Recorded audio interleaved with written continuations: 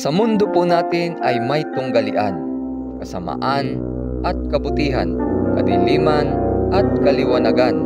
Hinahanap po ba natin ang kapayapaan at katotohanan? Inyo pong subaybayan ang lakad sa liwanag.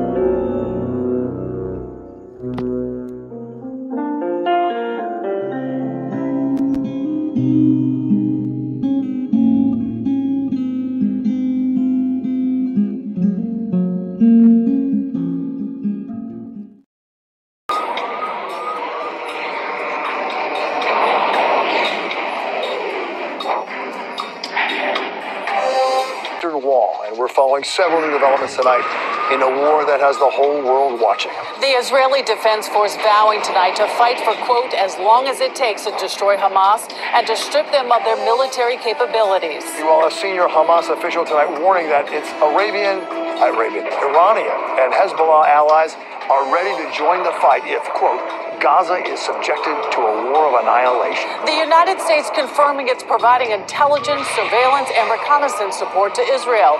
And all of this chaos, countless Israeli and Palestinian civilians. Isang magandang araw sa ating pong lahat, mga kaibigan. Sa araw at oras na ito, tayo pumuli ay ipagpapatuloy ang ating pong pag-aaral dito po sa ating programa, ang Lakad sa Liwanag. At bago po tayo magpasimula sa ating pong topic sa araw at oras na ito, inanyayahan ko po ang lahat na tayo po ay lumuhod at manalangin. O Ama namin Diyos na nasa langit, ang aming pong papuri at pasasalamat ay aming pong ibinabalik sa iyo. Sapagkat sa oras na ito at sa araw na ito, ay narito kami po muling makakapag-aral ng mga katotohanan at salita nagmula sa inyo. Mga propesiya, mga kasalukuyang pangyayari na nangyayari sa libutan at ang koneksyon nito sa sinasabi po ng banal na kasulatan. Ang aming pandalangin, ang pakikisama nawa ng banal na Espiritu, ang siyang manatili sa puso't isipan ng bawat isa, ang aming mapanood, mapakinggan, pag-aralan sa sandaling ito, ay naway may sakabuhayan din nawa at magsilbing babala sa amin kung sa gayon ang aming pananampalataya ay mas lalo pa pong kapalapit sa aming Panginoong sa Kristo. Tawad Ama sa aming pagpula at pagkakasala, ito po aming dalangin at ang pangalan ng aming Panginoong sa Kristo. Amen. Ating pong pag-aaralan, mga kapatid at mga kaibigan, sa oras na ito ay ang tungkol po sa King of the North Part 2, tungkol po sa Gog at Magog. At ating pong pag-aaralan, masasagot po ang mga katanungang ito. Ano ba ang kinalaman ng mga kasalukuyang pangyayari ngayon na sinasabi sa propesiya na nasa Biblia at sa espiritu ng hula o na spirit of prophecy? Pangalawa, narinig niyo na po ba ang tungkol sa Gog at Magog? Ano po kaya ito? At ang pangatlo, ano ang kinalaman ng digmaan sa gitnang silangan ngayon sa sinasabi ng banal na kasulatan? Tungkol po dito sa Gog at Magog, punta po tayo sa unang aklat ng banal na kasulatan, ang aklat po ng Genesis. Ang sabi po dito, mga kapatid at mga kaibigan, now these are the generations of the son of Noah, Shem, Ham, and Japheth. And unto them were sons born after the flood. The sons of Japheth, Gomer, and Magog, and Madai and Javan, Tubal and Meshech, and Tiras. At naka-highlight po dito yung pong pangalan ni Gomer at ni Magog, at yung pong si Tubal at si Meshech. So ito po yung mga anak po ni Japheth. Sila po yung mga anak ni Japheth at apo ni Noah sa aklat po ng Genesis. At ipaparalel po natin ito in connection po dito sa aklat po ng Ezekiel chapter 38 at chapter 39. Sapagkat doon po ay mababanggit ang ganito. Gomer and all his hordes, the house of Togarmah, and the other parts of the north, and all his hordes, even many people with thee. Son of man, set thy face toward Gog, of the land of Magog, the prince of Rosh, Meshech and Tubal, and prophesy against him. Binanggit po dito na yung salitang Gomer and all his hordes. Na yun pong si Gomer ay ito po isa sa anak po ni Japhet.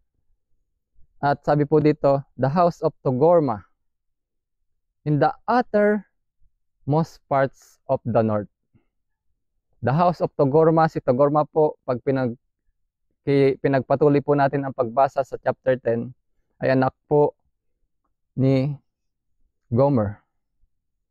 At sila daw po ay nandun sa uttermost parts of the north. Ito pong lugar na ito. At binanggit po yung Gog, the land of Magog, the prince of Rosh, Meshech and Tubal, and prophesy against him. Bakit po kaya sabi doon and prophesy against him? Ano po? Nakita niyo po dito po yung mapa sa screen. Ito po yung 1874 map. Nakita niyo po dito yung Magog. At nandito rin po yung si Gomer or si Gog. Nandito rin po yung anak niya si Togorma. At nandito rin po yung si Meshech at si Tubal. At ito pong mga ito na mga anak ni Japhet, o mga apo po ni Noah, sila po noon ay iisa. Sila po ay iisang lugar, iisa po sila noon, at yun po ngayon ang tinutukoy na lugar ay Russia, at mapapatunayan po natin yan sa pagpapatuloy po ng ating pong pag-aaral. Ito pa po yung isang mapa, at makikita po natin dito yung mga binanggit kanina. Andito po yung si Meshech. Andito po sa ilalim niya yung si Gomer at Togorma, yung mag-ama, si Gomer at si Togorma. Andito rin po yung word na, nandito yung Magog at nandito rin yung Persia. So yung mga binanggit po kanina na mga apo ni Noah ay nandito po. Ang mga lugar na ito ay kinubkob o pinaghati-hatian ng mga apo po ni Noah. At iisa lang po sila noon, ito nga po ay Russia. Sa isang aklat na may title na The Peril of the Republic of the United States of America, ang sabi po ay ganito, at ang author po nito ay si P.T. Megan. Just at present, Russia appears to be the nation which is forcing things more than any other in the Far East. This also is foretold in the scripture, in the book of Ezekiel. There is written, and the word of the Lord came unto me, saying, Son of man, set thy face against Gog, the land of Magog, the chief prince of Meshech, Muskol and Tubal, to bulks and prophesy against him. Ito pa po yung isang mapa, makikita po natin dyan sa screen. Ito yung latest po na mapa. Nakita po natin dito yung may pula na malaking pula. Ito po ay yung Russia sa ngayon. At ito po yung yellow, yung Turkey na po siya ngayon. Ito naman yung may orange, ito po yung Iran. Sa bandang taas po ng Iran, dito po yung Magog. Sila po lahat ay iisa noon. Mga apo po ito ni Noah. Mga apo po sila ni Noah. Iisa po sila noon. Russia po sila noon. Ito pong mga nanditong mga pangalan sa screen na nakikita nyo po ngayon. Pero dahil po sa digmaan at paglalaban-labanan, ito po ay napalitan ng ganito na pong mga pangalan. Sabi pa po dito, this is rendering in the King James Version, but the Revised Version reads, the Revised Version, ganito daw po ang ating mababasa. I am against thee, O Gog, prince of Rosh, Meshech and Tubal. From this word Rosh comes from the modern name in the nation of Russians. Rosh, Roas, Rosh, Rus, Russians. Of this power, Russia, the Lord says, I am against thee. in the late aggressive moments of the king of Rosh? Is he not already beginning to come up from the north parts, just as the Bible said he would? And he is doing it even although the Lord says, I am against thee. Malinaw po na sinasabi dito na yung Prince of Rosh, sabi po dito, ay walang iba kundi ang lugar po ngayon na Russia. At ang sabi po dito, siya ay doon sa northern parts. At totoo naman na siya po ay nasa northern parts po ngayon. Na kahit na sinasabi daw sa banal na kasulatan, base po dito sa author na ito, although the Lord says, I am against thee. At kailan po kaya ito? Ang sabi po dito, it shall be in the latter days, and I will bring thee against my land, that the heathen may know me, when I shall be sanctified in thee, O Gog, before their eyes. And it shall come to pass at the same time, when Gog shall come against the land of Israel, saith the Lord God, that my fury shall come up in my face. So malinaw po dito na ito ay in the latter days, sabi po ng author na ito. At ang latter days ay walang iba kundi sa panahon po natin ngayon. Tayo po ngayon mga kapatid at mga kaibigan ay nasa huling kapanahunan, na kung saan ang mundo po ay puno na ng kaguluhan at mga digmaan na nangyayari sa ating pong sanlibutan. At ang sabi po dito, si Gog, sabi dito ay, shall come against the land of Israel. Nakita po natin kanina sa mapa na si Gog ay walang iba kundi ang bansang Turkey. Na darating daw sa panahon na siya ay kanya pong magiging against siya doon sa land, doon sa lupain ng Israel.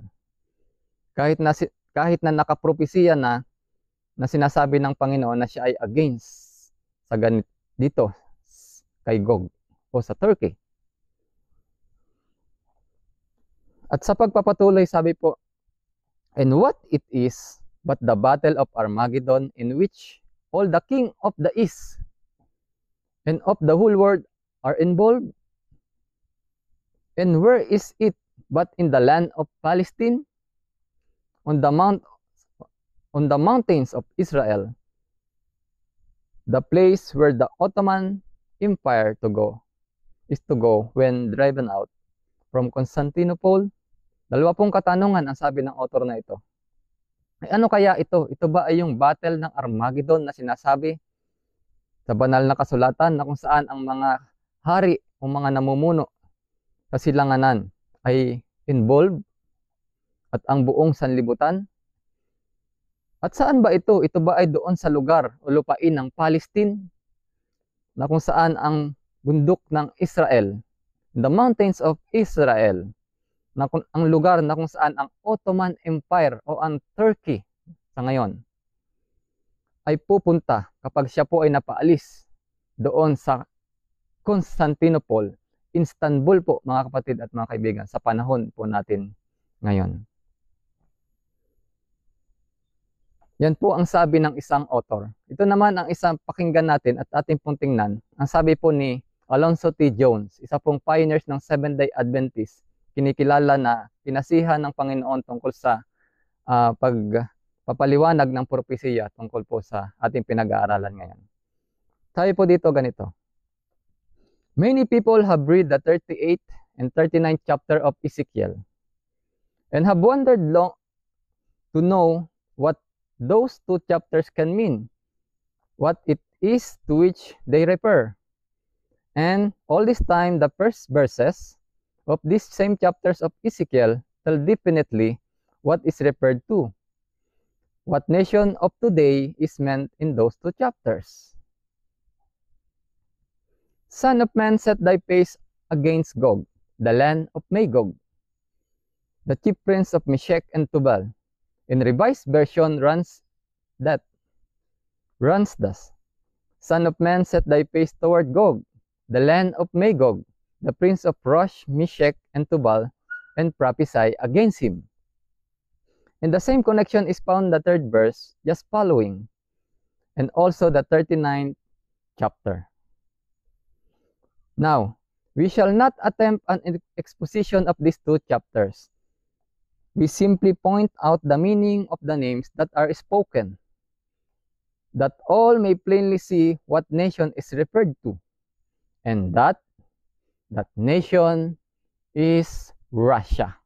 Yan po ang sabi ni A.T. Jones, na ang bansa na binabanggit po sa Ezekiel 38 at 39, sa 2 kapitulong ito, ay walang iba kundi ang bansang Russia. Kaya sa nangyayari po sa panahon natin ngayon, na simula pa man na nagpasimula ang digmaan ng Russia at Ukraine, noon ay tinatanong ko po, ano kaya ang kaugnayan nito sa sinasabi ng propesiya? At ngayon nga ay nalaman po natin na ang Russia ay nasa propesiya po pala. Na ang Russia ay malaki pala ang kanyang tungkulin o gaganapin dito po sa propesiya. Ngayon po ay nalaman natin na ang Russia pala ang Gog at Magog. Ano po kaya ang nakapropesiya tungkol sa Russia? Atin pong ipagpatuloy. Nevertheless, the conquest of Turkey, the possession of Constantinople, and the command of the passage between the Mediterranean and the Black Sea have long been above purpose of Russia. Peter the Great cherished this ambition 2 centuries ago and left it as a sacred legacy to his successor. Ito po pala ang hangarin ng Russia, to possess Constantinople. Nandun po ito sa Turkey, sa Istanbul. At ito po ay matagal na niyang inaambisyon, sapagkat mula pa noong panahon ng una, noong panahon pa ni Peter the Great, ang kanilang ninuno. Ang sabi doon ay yung kanilang Great Caesar na si Peter the Great, na ganito rin po ang pagpapatuloy na kanyang sinasabi. Take every possible means of gaining Constantinople in the Indies, for he who rules there will be the true sovereign of the world. Excite war continually in Turkey and Persia. Establish fortresses in the Black Sea. Get control of the sea by degrees. And also of the Baltic, which is the double point necessary to the realization of our project. Sabi po ng kanilang Great Caesar, gawin ninyo ang lahat ng inyong magagawa para lang makuha ang Constantinople. Ito po pala ang command. Ito po pala ang sinabi sa kanila, ibinilin ng kanila pong ninuno na kunin o sakupin ang Constantinople na nasa Turkey po ngayon. Yan po ang panggap ng Russia sa digmaan ngayon. Accelerate as much as possible the decay of Persia. Penetrate of Persian Gulf, reestablish if possible by the way of Syria, the ancient commerce of the Levant, advance to the Indies, which are the great depth of the world. Once there, we can do without the gold of England. Bukod sa maganda siyang posisyon pag sa digmaan, ay meron pa pong itong tinatago na gold o tinatawag po nating oil o langis sa kaila-ilaliman doon po sa lugar ng Constantinople. Sa pag-aaral po natin noon ng una, doon po sa topic natin na Eastern Question, ay napag-aralan po natin, dadagdagan lang po natin dito ng konti. Ang sabi po dito ni A.T. Jones, everybody knows the Eastern Question, though not everybody knows what it is. Briefly and bluntly stated, the whole Eastern Question springs from the Russia's design to possess Constantinople and the efforts of other great powers of Europe to keep her from it. Na yung Eastern Question, bagaman marami pong nakakaalam, pero hindi po lahat ay naunawaan ito. Pero ang pinakang punto po dito sa Eastern Question, it is Russia's design. Ito po yung disenyo ng Russia na makuha o maagaw ang Constantinople na nasa Istanbul po sa panahon natin ngayon. For more than 1,000 years, Russia has been wanting Constantinople. In this time, she had made attempts to gain it. Once, she practically had it, but a brilliant move from Britain with other powers prevented her from keeping it and thus aroused the Eastern question. In fact, so matagal na panahon na pong gusto ng Russia na makuha ang Constantinople, bagaman ito'y nahahadlangan. Pero ating pong susubaybayan at babantayan po natin ngayon ang mangyayari sa hinaharap. Sapagkat naririto na, nagsimula pa, noon pa pong nakaraang taon, ang digmaan sa Russia. At ngayon mas lalo pang lumalala po ang nangyayari sa ating pong sanlibutan. Tingnan naman po natin ang komentaryo o ang sulat po ni Ginang Ellen White. Sabi niya po dito, Elder Uriah Smith spoke on the Sabbath question to a large congregation this morning, and this evening he speaks on the Eastern question. I feel so grateful that Brother Smith is not lost to the cause. He seems fully and thoroughly united with us. Seems like Brother Smith of old. Oh, thank you Lord. Sabi po ni Ellen White dito. Na-appreciate niya talaga yung pag-present po ni Uriah Smith dito po sa Eastern question. Sa pagpapatuloy po, the first 2 pages were written Sunday after I had spoken to the crowd. The evening meeting was largely attended. Elder Smith spoke with great clearness, and many listened with open eyes, ears, and mouth. The outsider seems to be intensely interested in the Eastern question. He closed with the very solemn address to those who had been preparing for these great events in the future. Sabi po dito, napakalinaw ng kanyang pagkakahayag ng Eastern question. At maraming mga tao ang nabuksan ang kanilang mga mata, talagang pinakinggan po siya at naniwala dito po sa kanyang topic na Eastern question. Sapagkat ito po ay nagtuturo sa mga tao at nagbibigay ng babala upang makapaghanda sa mga bagay na mangyayari sa hinaharap. At yung pong hinaharap na yon, yung future na yon, ay yun po ay sa panahon natin ngayon mga kapatid at mga kaibigan. Sabi po mismo ni Uriah Smith sa kanya pong aklat na Daniel and Revelation, this much desired change in Turkish governmental conditions, however, cannot prevent an inevitable. The Turk must depart from Europe. Where will he then plant the tabernacle of his palace? In Jerusalem? That's certainly the most probable point. Newton on the Prophecies, page 318, says, between the seas and the glorious holy mountain must denote, as we have shown, some of the part of the Holy Land. There the Turk shall encamp with all his powers, yet he shall come to his end, and none shall help him effectually or deliver him.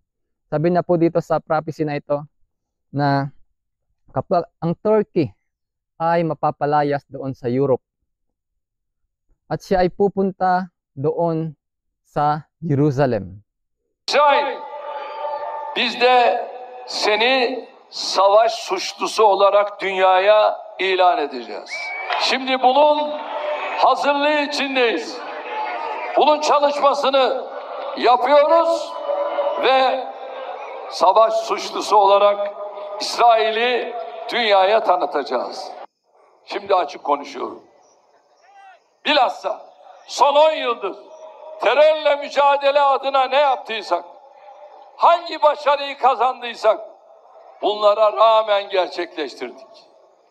İnşallah bundan sonra da bir gece ansızın gelebiliriz şiarıyla kendi çizdiğimiz yolda ilerlemeyi pupunta doon sa Jerusalem, doon sa Israel, between the seas and the glorious holy mountain. Doon po siya magtatayo, doon po siya pupunta.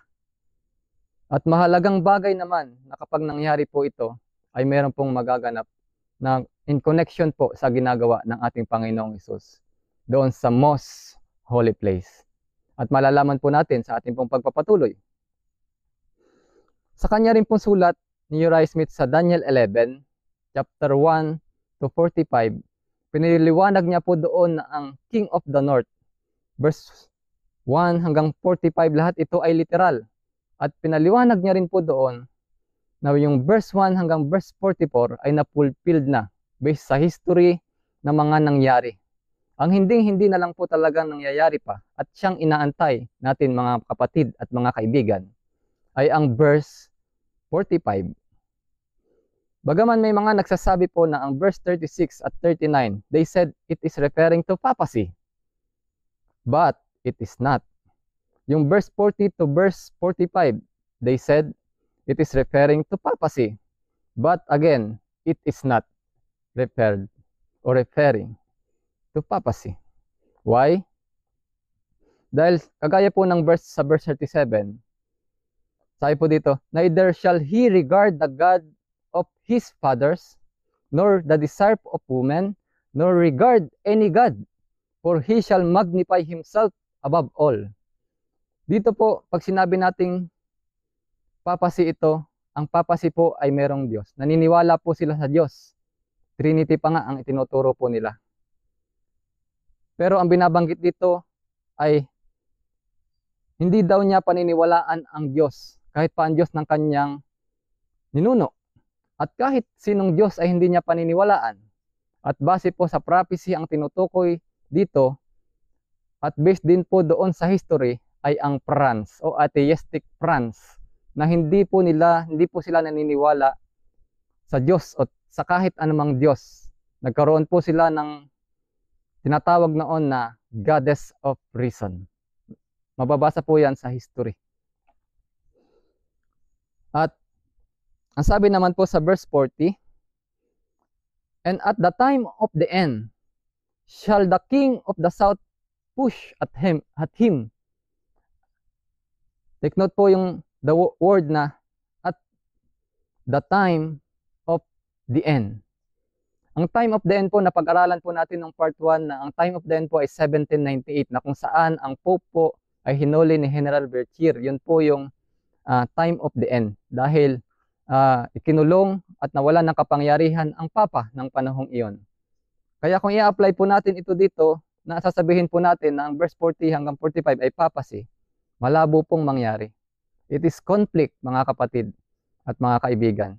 Kaya ang malinaw na sinasabi po dito, malinaw po ang sinasabi ng mga pioneers ng mga ibang mga aklat at mga author na Turkey ang malinaw na sinasabi po dito na King of the North before the close of provision, before the Daniel 12:1 ay walang iba kundi ang Turkey bago po magsara ang pinto ng awa. Bago po tumayo si Michael sa Daniel 12:1 ay Turkey. Patuloy po natin sa verse 44. But the tidings out of the east and out of the north shall trouble him. Therefore he shall go forth with great fury to destroy and utterly to make away many. Ito pong verse 44 ay nagkaroon ng katuparan noong 1853 to 1856 ng Crimean War. The tidings of the east. Ang tidings po na tinutukoy dito ay yung kaguluhan na magto-trouble doon sa King of the North o kay Turkey. Na history repeat itself. Nangyayari po sa panahon po natin ngayon. But the tiding of the east, which is Persia, and out of the north, which is Russia, sa panahon po natin ngayon, nagigera po ang Persia o ang Iran at Amerika. At nagigera rin po ang Russia at Ukraine. Marami na pong gera ngayon. Ang nangyayari din po ang verse 44 ngayon. At sabi doon, ito troubled niya po si King of the North o ang Turkey. Natotroubled na po ba ngayon ang Turkey? Opo, sa nangyayari po na ng digmaan ngayon sa Israel at sa Palestine, sa Gaza Strips, kontra sa Hamas. Tumayo at nagsalita po ang presidente ng Turkey. At may mga sinasabi po siya against to the land of Israel. Sa 45 po ang sabi dito, and he shall plant the tabernacle of his palace between the seas and the glorious holy mountain, Yet he shall come to his end, and none shall help him. Sa mga panahon po kasi ng digmaan, based on history, itong King of the North or Turkey, kapag ka nakikipagdigma ay may mga bansang tumutulong po sa kanya. Pero sa panahon pong ito, sa huling panahon, kapag mangyari po itong verse 45, ay wala na pong tutulong sa kanya. Mag-e-end na po siya dito. Matatapos na po siya dito. Before Michael stand up, Daniel 12:1, and at that time shall Michael stand up. Bago po mangyari yon, ay mangyayari po muna itong verse 45, prior to the close of provision. The time of trouble, which is to increase until the end, is very near at hand. We have no time to lose. The world is stirred with the spirit of war. The prophecy of the 11th of Daniel have almost reached their final fulfillment. Ang panahon ng kabagabagan ay mas dadami, mas titindi, mas gagrabe, sapagkat ang katapusan ng sanlibutan ay napakalapit na, mga kapatid at mga kaibigan. Nasabi po dito, wala po tayong dapat oras. We have no time to lose, mga kapatid at mga kaibigan. Napaka-importante po ng oras sa panahon natin ngayon sa huling araw. Dahil ang ating pong sanlibutan ay may natitilihan sa digmaan. Totoo po ba? Nangyayari po sa sanlibutan natin ngayon, mga kapatid at mga kaibigan, ang napakaraming mga digmaan. At mas lalo po itong lumalala ng lumalala. Nangangailangan po ba ng urgency? A sense of urgency? Ang sabi po dito, transgression has almost reached its limits. Confusion fills the world. A great terror is soon to come upon human being. The end is very near. We who know the truth should be preparing for what is soon to break upon the world as an overwhelming surprise. The end is very near. Ulit-ulit po na sinasabi ng propesiya, the end is very near. Tayo po na nakakaalam ng katotohanan, tayo po na nakakapanood nito, ito po ang katotohanan, ito po ang binababala sa atin ng ating pong Panginoon, na dapat po tayo ay may ginagawang paghahanda upang tayo po ay makatayo sa time of trouble na nangyayari o mangyayari po sa hinaharap. We are standing upon the threshold of a great solemn events. Prophecies are fulfilling, strange, eventful history being recorded in the books of heaven. Everything in our world is in agitation. There are wars, rumors of wars. The nations are angry, and the time of the dead has come that they should be judged. Events are changing to bring about the day of God which hasteth greatly. Sabi po dito sa propesiyang ito, there are wars. Meron pong mga digmaan na nangyayari. Kasagaya po nangyayari ngayon, kasalukuyan sa ating sanlibutan. Mula po nung nakarampang taon ang Russia-Ukraine War. Tapos meron din po yung Israel at Palestine War. At meron din po yung nangyayari ngayong Iran at Amerika, nagbobombahan din po sila. At sabi diyan ay rumors of war. Nandiyan po ang rumors of war, China versus Philippines. Nandiyan po ang rumors of war, North Korea versus Japan. At sa mga iba pang mga bansa, sumasali na rin ang mga iba pong mga bansa. Kagaya ng mga protesta na ginagawa po ng mga Muslim at mga Islam sa panahon po natin ngayon. Kagaya na lang po ng South Africa sa pangunguna ni Julius Malema. When you are oppressed, the only option you have is to fight. And that's what Hamas is doing. They are fighting for their freedom. Mandela did the same thing, took up the guns and fought for the freedom of the people of South Africa. When you are oppressed, you only have one option. Confront the enemy and shoot to kill. Do not kiss the enemy. Why do you want to kiss the enemy? People came, took the land of the Palestinians. Every year they extend their occupation. When you look at the map of Palestine, there is nothing left of land in Palestine. na siya po ay nakikiisa. Siya po ay sumusuporta sa Palestine. At makikita niyo po sa video ang kanya pong mga sinasabi. Events are changing and to bring about the day of God which hasted greatly. Napakabilis. Nagmamadali. Napakabilis po. Kahit na lang po yung oras natin ngayon, napakabilis. Only a moment of time, as it were, yet remains. But while already nation is rising against nation, and kingdom against kingdom, there is not now a general engagement. As yet the four winds are held, until the servants of God shall be sealed in their foreheads. Then the powers of the earth will marshal their forces for the last great battle. Only a moment of time, napakakunti na lang talaga po na panahon ang natitira. Habang ang mga bansa po natin ngayon ay tumitindig laban sa kapwa niya bansa. Pero hindi pa ito yung general engagement. Bagaman hindi pa po ito yung last great battle or yung Battle of Armageddon na tinutukoy po sa aklat po ng Revelation. Ngunit ang Panginoon ay meron pong habag. Napakahaba po ng kanyang habag sa bawat isa po sa atin. Na nais niya po na tayo, ikaw at ako, ay nais niya po na maselyuhan bago po magsara ang pinto ng awa. Bago pa po bitawan ang apat na sulok ng hangin, ang distraction sa katapusan ng sanlibutan. When Turkey comes to his end, the Lord Jesus Christ is to return to this earth, gather his people, and begin his reign. When he comes, he will destroy the wicked and gather the righteous into his kingdom. The expulsion of the Turk from Europe, therefore, is the signal to the world that Christ's work as priest in the heavenly courts is finished. Sabi po dito, malinaw na sinasabi na yung pagkatanggal o pagpapalayas sa Turk na gagawin po ng Russia. Pag siya ay pinalayas na ng Russia doon sa kanyang lugar, yung Turkey, pupunta siya doon sa Jerusalem o sa Israel. Sabi dito, doon natin malalaman, ito yung sign, ito yung signal, ito po yung sinyalis mga kapatid at mga kaibigan na ang ating pong Panginoong Jesucristo doon sa most holy place ay tapos na ang kanyang gawain. The probation will be closed. At papasok na po yung Daniel 12:1.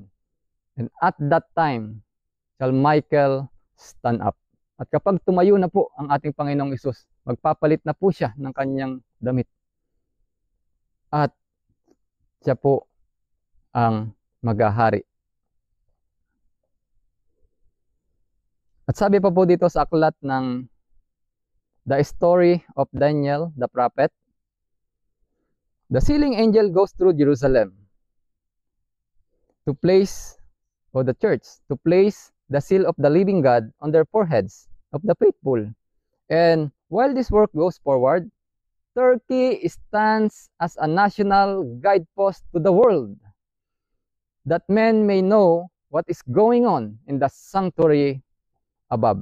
Malinaw po na sinasabi dito, sinasabi ng propesiya, na ang Turkey na nasa Istanbul ngayon, o sa Istanbul, o yung Constantinople, o ang Turkey, ang lugar po ng Turkey, ay siya po ang national guidepost ng buong sanlibutan upang malaman po ng bawat isa sa atin kung ano na ang nangyayari doon sa sanktuaryo sa langit, na nandoon ang ating pong Panginoong Jesucristo sa most holy place. Sabi pa po dito, sabi po ni Ellen White sa kanya pong sulat, in the last scenes of earth history, war will rage. There will be pestilence, plagues, and famine. The waters of the deep will overflow their boundaries. Property and life will be destroyed by fire and flood.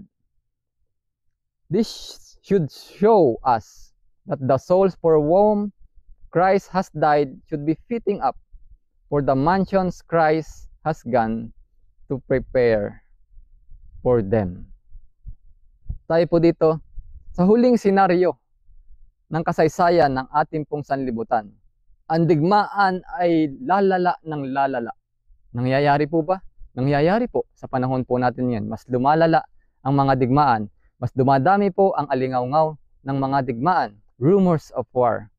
At nagkakaroon po ng mga pestilence. Nandyan po yung nangyari na pestilence 19, nandyan po ang Nipah virus, nandyan po ang disease X, at marami pang nade-develop at natutuklasan sila ng mga salot, mga pestilences, na nagsiresulta po ito ng tagutom, famine, sabi po dito. At ang mga tsunami, ang mga malalakas na mga kalamidad, mga bagyo ay nangyayari, at mga pagbaha, mga wildfire na nangyayari po sa buong sanlibutan. Ay nagpapakita po ito sa atin na tayo po, ako at kayo, ay marapat na nahahanda na o naghahanda o handa na po tayo doon sa mansyon na inihanda ng ating Panginoong Jesucristo, na siyang dahilan kung bakit siya po ay umakyat doon upang ipaghanda po tayo ng dakong kalalagyan. Ito po ay pag-asa sa bawat isa sa atin. Ito po ay babala sa bawat isa sa atin. Kapag nakikita po natin ang digmaang ito sa huling araw na ito, na siya ay lumalala, nakikita natin ang iba't ibang mga salot, mga pestilences, nagpapakita po na dapat tayo po bilang bayan ng Diyos, tayo po bilang mga anak ng Diyos ay handa na sa pangalawang pagbabalik ng ating pong Panginoong Jesucristo. At ang sabi po dito bilang huling talata sa 1 Thessalonians 5, "For yourselves know perfectly that the day of the Lord so cometh as a thief in the night. For when they say peace and safety, then sudden destruction cometh upon them, as travail upon a woman with child, and they shall not escape. But ye, brethren, are not in darkness, that the day should overtake you as a thief. Ye are all the children of light, and the children of the day. We are not of the night, nor of darkness. Therefore, let us not sleep, as do others, but let us watch and be sober." Napakaganda pong mensahe, napakagandang talata, na tayo po sa ating pong sarili ay wag nawang madatnan na kagaya ng pupunta na isang magnanakaw na hindi po tayo handa. Ang tinutukoy po dito na yung cometh as a thief in the night ay ang close of provision, ang pagsasara ng pinto ng awa, na kung paanong noong panahon po ng Noah, nagsarado ang daong na walang nakaalam. Ngayon po sa pagsasara ng pinto ng awa, mga kapatid at mga kaibigan, wala rin pong makakaalam. Ngunit kung tayo po ay nagbabantay, tayo po ay nananatiling nagmamatsyag at nagmamasid, hindi po tayo masusumpungan na gano'n. Tayo po ay magiging handa at maihanda po natin ang ating sarili. Maihanda po natin ang ating pong pamilya. Maihanda po natin ang ating mga magulang. Maihanda po natin ang ating mga kapatid, mga kaibigan. Na kung paano sinasabi po ng sanlibutan, sabi po dito na peace and safety. Peace and safety. Kapayapaan, kapayapaan, sabi po ng sanlibutan. Ang tanong po mga kapatid at mga kaibigan, meron po bang kapayapaan ng ating sanlibutan? Obviously, wala po. Marami pong mga war, marami pong mga kaguluhan, marami pong mga krimen, mas lalo pong tumataas. Kaya ang sabi po ng Panginoong Hesus sa aklat ng Juan 14:27, "Kapayapaan ang ibinibigay ko sa inyo. Ang aking kapayapaan ang ibinibigay ko sa inyo. Hindi kagaya ng ibinibigay ng sanlibutan, ang ibinibigay ko sa inyo." Ang tunay na kapayapaan po, mga kapatid at mga kaibigan, ay ating pong masusumpungan sa atin lamang pong Panginoong Jesucristo, sa pamamagitan din ng kanyang mga salita, ng mga katotohanan, kagaya ng pinag-aaralan po natin ngayon, na napakahalaga. Ito po ay babala na ang nangyayari po ngayon sa bansang Israel, digmaan sa Russia, digmaan sa iba't ibang bahagi ng bansa. Ito po ay palatandaan na ang close of provision o ang pagsasara ng pinto ng awa ay napakalapit na po. Ihanda po natin ang ating pong mga sarili, mga kapatid at mga kaibigan. At nawa tayo po ay masumpungan at makatayo sa panahon ng kabagabagan. Marami pong salamat mga kapatid at mga kaibigan sa inyo pong panonood at sa pagsama po sa pag-aaral ng katotohanan po na ito. Nawa ipatuloy niyo po kaming subaybayan sa aming pong mga susunod pa na mga programa at mga topic pa po dito po sa Lakad sa Liwanag. Bagaman sa kabila na nangyayari sa ating po sanlibutan, ay meron pong katotohanan, meron pong liwanag na ibinibigay ang ating pong Panginoon. Upang sa gayon tayo po ay hindi maligaw. Upang sa gayon tayo po ay makapaghanda. Ikaw at ako ay makapaghanda. At ito po ay ipasalamat po natin sa ating pong Panginoong Hesukristo. Muli, kayo po inanyahan ko na tayo po ay manalangin.